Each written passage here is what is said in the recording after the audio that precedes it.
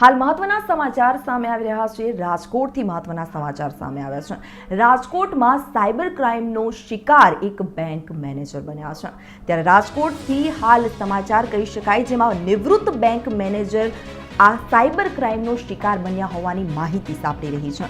રાજકોટમાં નિવૃત્ત બેંક મેનેજરને ડિજિટલ અરેસ્ટ કરવામાં આવ્યા છે। નિવૃત્ત બેંક મેનેજર પાસેથી સાયબર ઠગ દ્વારા 56 લાખ રૂપિયા પડાવ્યા હોવાની વિગતો સાંપડી રહી છે। 15 દિવસ ડિજિટલ અરેસ્ટ કરી અને ઠગાઈ કરવામાં આવી હોય ત્યારે અરેસ્ટ કઢાયું છે એમ કહી ડિજિટલ અરેસ્ટ કરવામાં આવ્યા છે। આ વૃદ્ધને દર 2 કલાકે ફોન કરવાનું પણ કહેવામાં આવ્યું છે। રાજકોટ સાયબર ક્રાઇમમાં આ બાબતે ફરિયાદ નોંધવામાં આવી છે, ત્યારે રાજકોટ સાયબર ક્રાઇમ દ્વારા આ તપાસ હાથ ધરવામાં આવી છે।